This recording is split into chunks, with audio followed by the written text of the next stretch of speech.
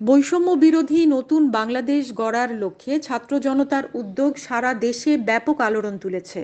তা দেখে ঝালকাঠি জেলার নলছিটি পৌর এলাকার মানুষের দীর্ঘদিনের ভোগান্তি দূর করতে শহীদুল ইসলাম নামে এক যুবক ছাত্র জনতাকে নিয়ে করছেন বিভিন্ন সংস্কারমূলক কাজ।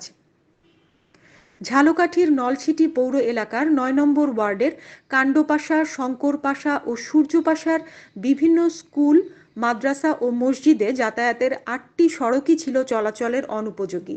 সেই সড়কগুলোকে এলাকার ছাত্র জনতাকে নিয়ে শহীদুল ইসলামের উদ্যোগে সংস্কার করা হয়। এছাড়া স্কুল, মসজিদ ও স্থানীয় বাজারের পুকুর ও খালে অস্থায়ী ঘাটলা নির্মাণ করে দেয়া হয়, যাতে করে জনগণ নির্বিঘ্নে পানি ব্যবহার করতে পারে। এর ফলে জনসাধারণের কিছুটা হলেও ভোগান্তি কমেছে। একসময় সড়কগুলো দিয়ে চলাচল করতে ভোগান্তির সীমা ছিল না, সেখান থেকে কিছুটা পরিত্রাণ পাওয়া গেছে বলে জানিয়েছে স্থানীয়রা। ছাত্র জনতা মানুষের এ ভোগান্তি কমাতে সংস্কারের কাজ করছে, সেটা আসলেই প্রশংসনীয় বলে জানান এলাকাবাসী।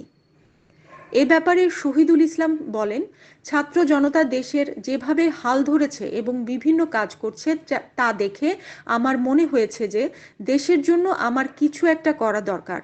তাই স্থানীয় ছাত্র জনতা নিয়ে আমি আমার ৯ নম্বর ওয়ার্ডের বিভিন্ন সড়কের সংস্কার কাজ করা শুরু করেছি এবং পুকুর ও খালে অস্থায়ী ঘাটলা নির্মাণ করে দিয়েছি, যাতে করে মানুষের কিছুটা হলেও দুর্ভোগ দূর হয়।